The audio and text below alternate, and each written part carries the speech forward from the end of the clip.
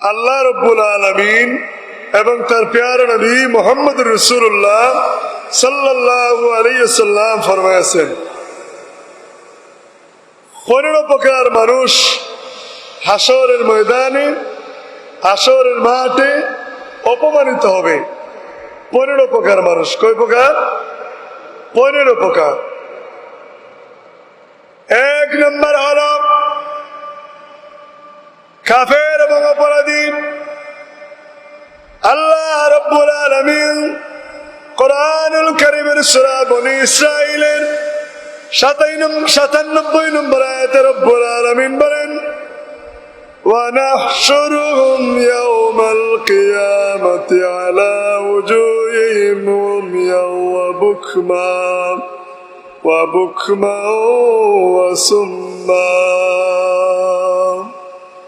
রব্বুল আলামিন বলেন,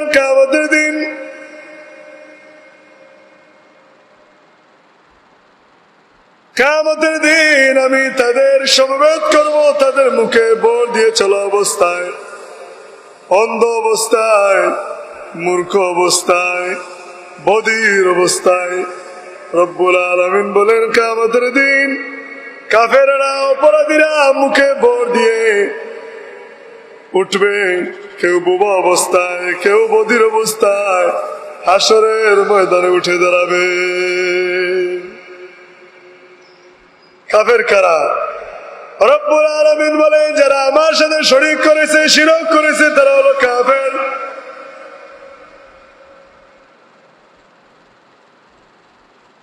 রব্বুল আলামিন আমাদেরকে যা আদেশ দিয়েছেন, যারা আদেশ মানে না, রব্বুল আলামিনের হুকুম আহকাম মেনে চলে না, তারা হলো অপরাধী। আর আল্লাহ বলেন, তারা কেউ কিয়ামতের দিন মুখে বোর দিয়ে কিয়ামতের ময়দানে উঠবে, কেউ বোবা অবস্থায় উঠবে, কেউ বধির অবস্থায় উঠবে, কেউ মূর্খ অবস্থায় উঠবে। 2 নম্বর হলো আল্লাহ রাব্বুল আলামিন সূরা কলমের 42 নম্বর আয়াতে রব্বুল আলামিন বলেন, যারা সালাত আদায় করে না, হাসরের ময়দানে তাদের অবস্থা অতি ভয়াবহ হবে। এই ব্যাপারে আল্লাহ রাব্বুল আলামিন সূরা কলমের 42 নম্বর আয়াতে বলেন, ইয়াউমা ইউকসাফু আন সাকিন ওয়া ইউদআউনা ইলাস সুজুদি ফালা ইস্তাতিউন।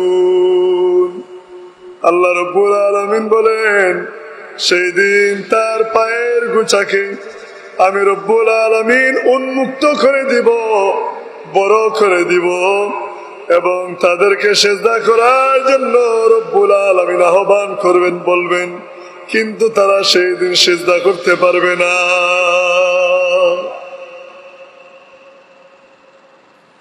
এই ব্যাপারে তিরমিজি শরীফের আশিয়ার মধ্যে উল্লেখ করেছেন ইমাম তিরমিজি রহমতুল্লাহ আলাইহি, যারা নামাজ পড়ে না, সালাত আদায় করে না, ইমামে আজম আবু হানিফা রহমতুল্লাহ আলাইহি একবার হেরেম শরীফের আশেপাশে তিনি বসে তাসবিহ তাহলিল পাঠ করছেন। ইমামে আজম আবু হানিফা রহমতুল্লাহ আলাইহি।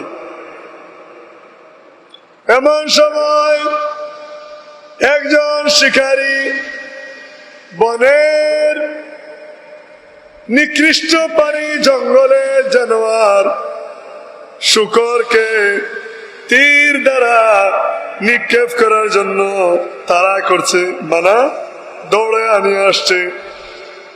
ইমামে আজম আবু হানিফা রহমতুল্লাহ আলাইহির শরীরের পিছনে এসে ওই জঙ্গলে নিকৃষ্ট পানি শুকর এসে লুকিয়ে গেল।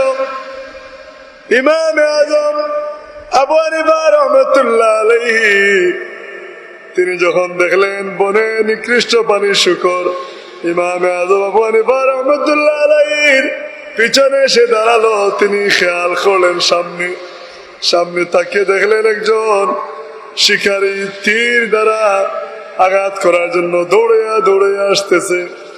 ইমামে আজম আবু হানিফা রহমতুল্লাহ আলাইহি বলেন, ও ভাই, তুমি ওই শুকরকে স্বীকার করিও না, আমাকে বিষয়টা একটু বুঝতে দাও, একটু বুঝতে দাও। তিরমিজি শরীফের হাসিয়ার মধ্যে ইমাম তিরমিজি রহমতুল্লাহ আলাইহি এই ঘটনাটি উল্লেখ করেছেন। ইমাম আযম আবু হানিফা রহমতুল্লাহ আলাইহি বললেন, এ জঙ্গলের শুকর, বিষয় কি? এবং শিকারীকে বললেন, তুমি একটু থামো। শিকারী বলে, ইমামে আযম আবু হানিফা রহমতুল্লাহ আলাইহি, আমাকে আপনি বাধা দিয়েন না, এখন তো হজের মৌসুম না, হজের মাস না, আর আমার বাবাও শুকর শিকার করে খেয়েছেন, আমিও শুকর শিকার করে খাই, আমাদের জন্য কোনো বাধা নাই। আবু হানিফা রহমতুল্লাহ আলাইহি বলেন, ও জঙ্গলের শুকর, আমি তোমাকে বাঁচাতে পারি, তবে শর্ত হলো একটা, যদি কিয়ামতের ময়দানে তুমি আমার বেনওয়াজি ভাইদের সুরত ধরে উঠতে পারো, তাহলে আমি আজকে তোমাকে এই তীরের নিক্ষেপ থেকে বাঁচিয়ে দিব। আবু হানিফা রাহমাতুল্লাহ আলাইহির কথা শুনে আল্লাহ রাব্বুল আলামিনের হুকুম অনুযায়ী শুকরের জবান খুলে গেল। সুবহানাল্লাহ। শুকরের জবান আল্লাহ খুলে দিলেন। শুকর বলে উঠল, ইমামে আযম আবু হানিফা রাহমাতুল্লাহ আলাইহি, আমার তীরের আঘাত থেকে বাঁচানোর কোনো প্রয়োজন নাই, আমি আজকের এই তীরের আঘাত থেকে বাঁচতে চাই না। ইমামে আযম আবু হানিফা রাহমাতুল্লাহ আলাইহি, আমি জেনেছি দুনিয়ার জমিনে যারা নামাজ পড়ে না, কিয়ামতের ময়দানে তাদের আযাব অতি কঠিন থেকে কঠিনতর। এক ওয়াক্ত নামাজ যারা বাদ দিবে, কাজা করবে, কাজা বাদ দিবে না, কাজা করবে, তারা আশিক বা দুজখে চলবে। আমি শুকরে দুনিয়াতে এসেছি, শুকরে দুনিয়া থেকে আমি চলে যেতে চাই। আমি আরেক শুকরকে কষ্ট দিয়েছি, আমার আগে আরেক শুকর ভাই আমার কাছ থেকে বদলা নিবে, কিন্তু আমি বেনমাজির সুরত ধরে কিয়ামতের ময়দানে উঠতে পারবো না। বেনমাজিদের শাস্তি যেটা দেওয়া হবে, সেটা আমি শুকর জঙ্গলে নিকৃষ্ট বাণী সেটা বহন করতে পারবো না। একটি শুকর একজন বেনামাজি মানুষের সুরত ধরে কিয়ামতের ময়দানে উঠতে রাজি হলো না, কিন্তু আমরা মুসলমান দাবি করি, আমাদের দাড়ি আছে, টুপি আছে, লম্বা পাঞ্জাবি আছে, পায়জামা আছে, আমরা আতর মাখি, সুঘ্রাণ লাগাই, কিন্তু আমরা মুসলমান ও সত্য আমরা আজান শুনলে নামাজে আসি না, ঠিক কিনা? রাসূলুল্লাহ সাল্লাল্লাহু আলাইহি ওয়াসাল্লাম ফরমান, কোন উযর ব্যতীত, কোন উযর নাই, অসুবিধা নাই, কিন্তু না জামাত তরক করলো, জামাতে নামাজ পড়লো না, আল জামাত মিন সুনানিল হুদা লা ইয়াতাহিদ ইল্লা আনহা ইল্লাল মুনাফিক। যে রাসূলুল্লাহ সাল্লাল্লাহু আলাইহি ওয়াসাল্লাম ফরমান, যারা আজান শুনলো কোনো অসুবিধা নাই, কিন্তু মসজিদে নামাজে সে জামাতে নামাজ পড়লো না, তারা মুনাফিক ছাড়া আর কেউ নয়। মুনাফিক ব্যক্তি ব্যতীত, মুনাফিক ছাড়া কেউ জামাত অসুবিধা ব্যতীত কেউ খোঁজা করতে পারে না। 3 নম্বর কারণ হলো, যারা আসরের ময়দানে অপমানিত হবে তারা হলো বেদাতি। রাসূলুল্লাহ সাল্লাল্লাহু আলাইহি ওয়াসাল্লাম ফরমান, হযরত আবু হুরায়রা রাদিয়াল্লাহু তাআলা আনহু তিনি বর্ণনা করেন, রাসূলুল্লাহ সাল্লাল্লাহু আলাইহি ওয়াসাল্লাম ইরশাদ করেছেন, আমার উম্মতের মধ্যে কিয়ামতের দিন একদল লোক আমার হাউজে কাউসারের সামনে এসে হাজির হবে, এরপর তাদেরকে হাউজে কাউসারের সামনে থেকে আলাদা করে দেয়া হবে। আল্লাহ নবী ফরমান, তখন আমি বলবো, হে আল্লাহ, এরা আমার উম্মত, এদেরকে আপনি আলাদা করে দিয়েন না।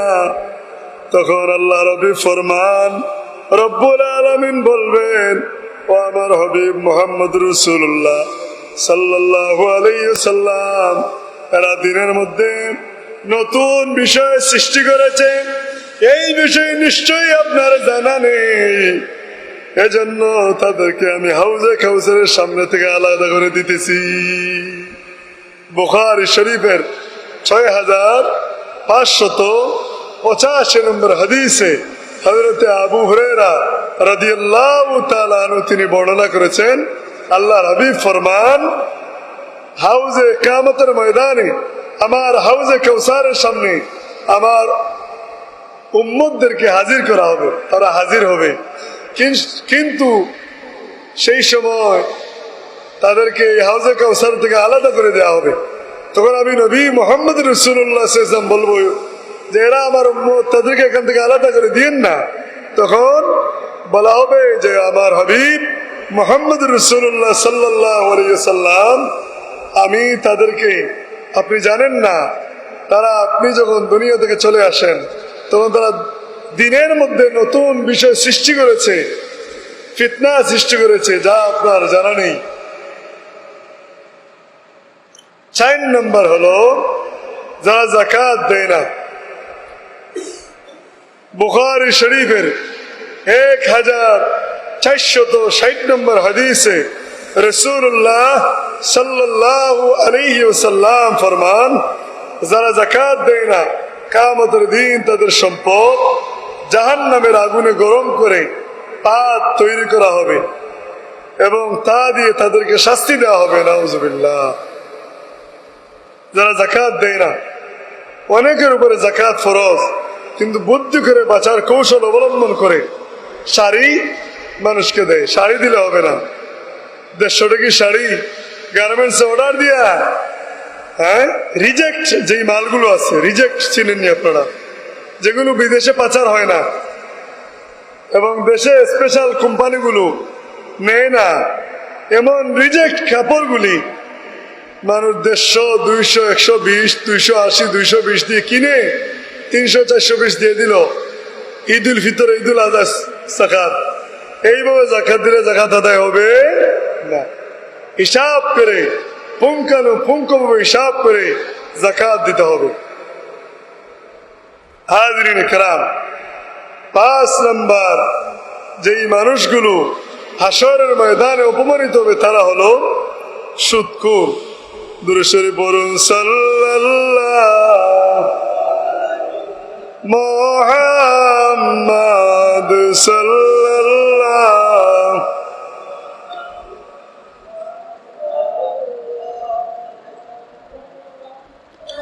সাল্লাল্লাহু আলা মুহাম্মাদ সাল্লাল্লাহু। হাজিরিন কিরাম, 5 নম্বর ওই সমস্ত লোক যারা সুদ খায়, হাসরের ময়দানে সুদখোরদেরকে এমন পরিণাম হবে অতি ভয়াবহ। এই ব্যাপারে সূরা বাকারা 275 নম্বর হাদিসে আল্লাহ রাব্বুল আলামিন বলেন, আল্লাযীনা ইয়াকুলুনার রিবা লা ইয়াকুমুনা ইল্লা কামা ইয়াকুমুল্লাযী ইয়াতাখাব্বাতুহু আশ-শাইতানু মিনাল মাস। আল্লাহ রাব্বুল আলামিন বলেন, যারা সুদ খায় তারা কিয়ামতের দিন দণ্ডায়মান হবে যেভাবে দণ্ডায়মান হয় ওই ব্যক্তি যাকে শয়তান আসর করে মোহবিষ্ট করে দিয়েছে।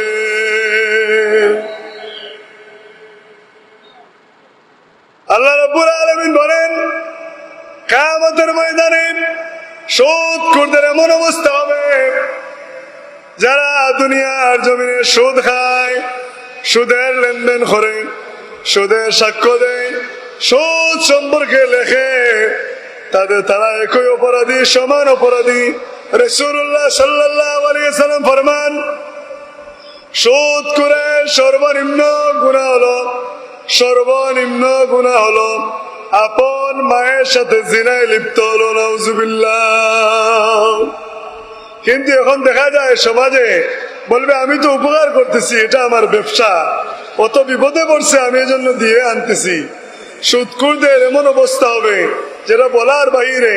আল্লাহ রাব্বুল আলামিন বলেন, যারা সুদ দিল সুদ সম্পর্কে লিখলো, সাক্ষ্য দিল, তারা আমি রব্বুল আলামিনের সাথে যুদ্ধ ঘোষণা করলো।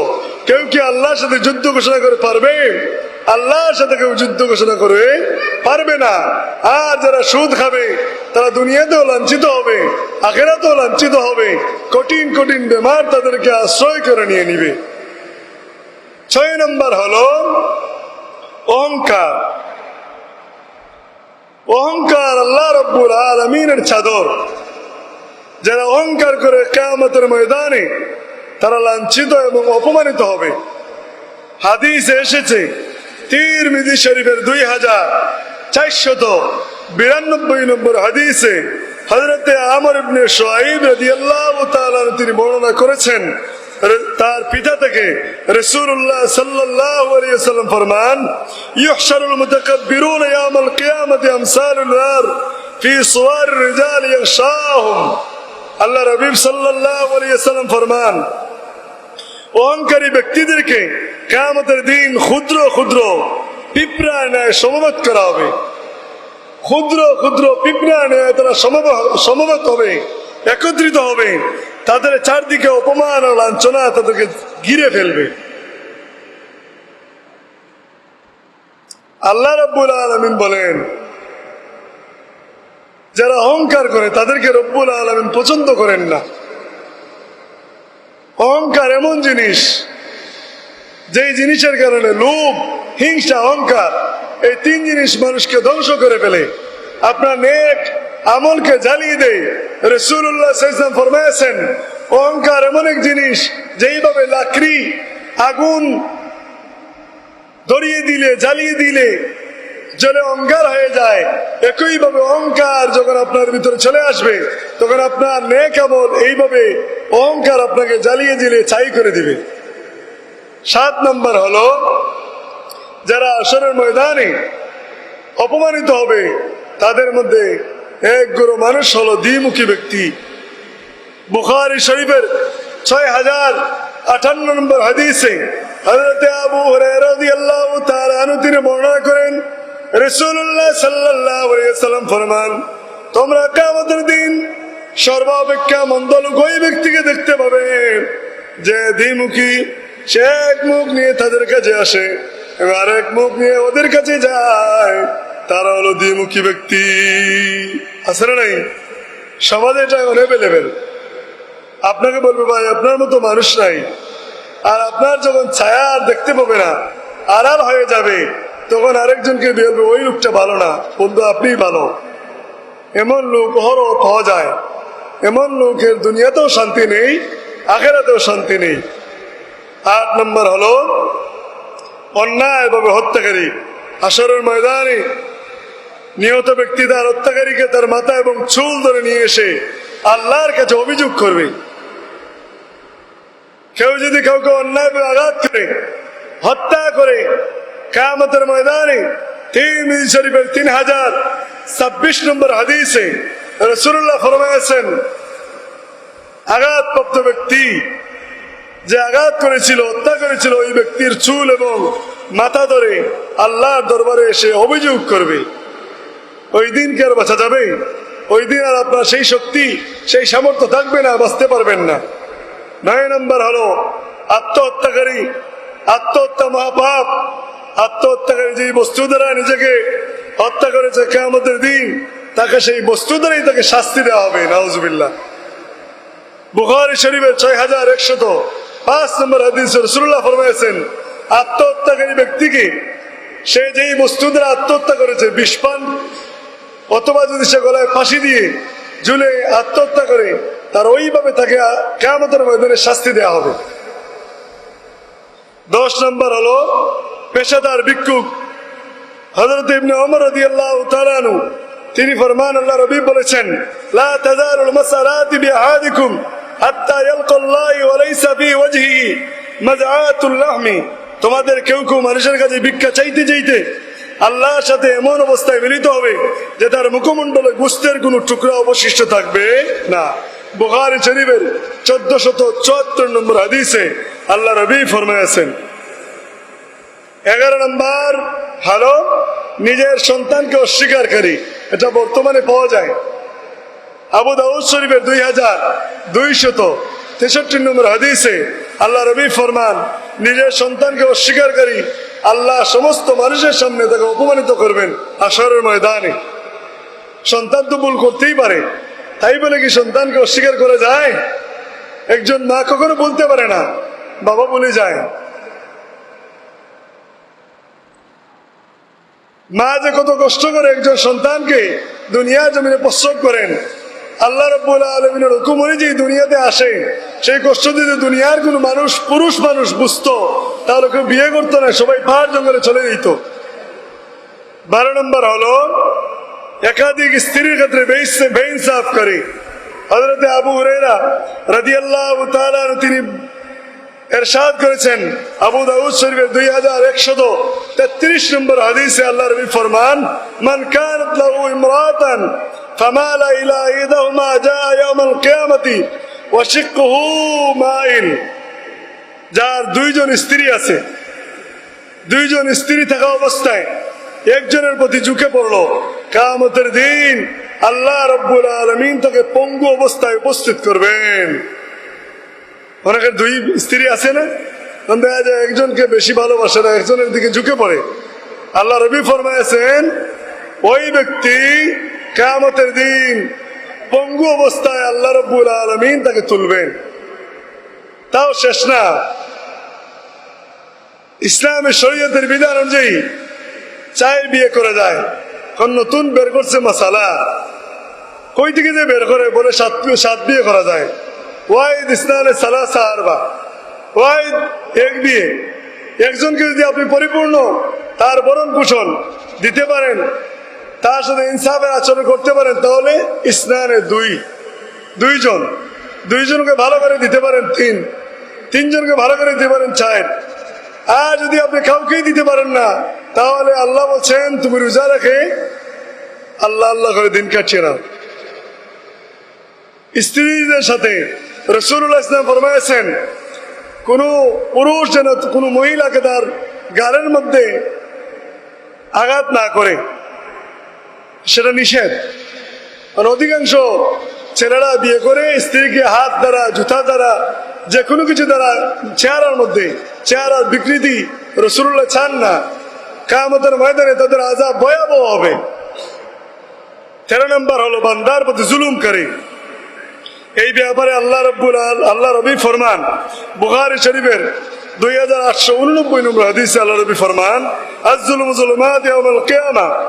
জুলুমকারী ব্যক্তি কিয়ামতের দিন অন্ধকার রূপ ধারণ করবে, ভীষণ অন্ধকার রূপ ধারণ করবে। ওই দিন সে কোনো কিছু দেখতে পাবে না, তার চোখে অন্ধকার লাগবে যে জুলুম করেছে। জুলুমটা কেমন হতে পারে? তাকে কথা দ্বারা, আপনার অধীনস্থ কর্মী হতে পারে, তাকে আপনি অ্যাঙ্গেলে সিস্টেমে তাকে আযাবে রেখে দিলেন। হয়তো আপনার সাথে একটা দ্বন্দ্ব লেগেছে, কলম দ্বারা কুচা দিয়ে তাকে আর যাতে উন্নতি না হয়, আপনি একমতে তাকে জুলুম, এটা জুলুমের শিকার। সে কোনো কিছু বলতে পারে না, কইতে পারে না, সইতেও পারে না। এমন অবস্থায় চাকরি চলে যাবে। এমন যেন না হয়। আপনার ভাই মারা গেছেন, এই এতিম সন্তানের অন্যায়ভাবে জুলুম করে যেন সম্পদ ভক্ষণ না করেন। স্ত্রীর সাথে যেন আপনি জুলুম না করেন। গরিবের মেয়ে বিয়ে করছেন, 2 দিন পর আপনি বললেন এটা নিয়ে আসো, এটা নিয়ে আসো, এটা এক প্রকারের জুলুম। এই সমস্ত জুলুম, বান্দার প্রতি জুলুমকারী ব্যক্তি হাসরের ময়দানে তার অত্যন্ত ভয়াবহ হবে। আর এই ব্যাপারে রাসূলুল্লাহ বলছেন, আয-যুলমু যুলমাত ইয়াউমাল কিয়ামাহ, তার অন্ধকার হবে। 14 নম্বর হলো মৃত্যু কারো গোপন কথা শ্রবণকারী।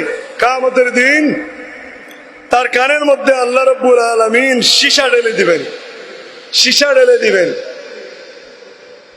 15 নম্বর হলো বিশেষ 3 শ্রেণীর মানুষ, বৃদ্ধ বেবিচারী, মিথ্যাবাদী রাজা, অহংকারী গরিব।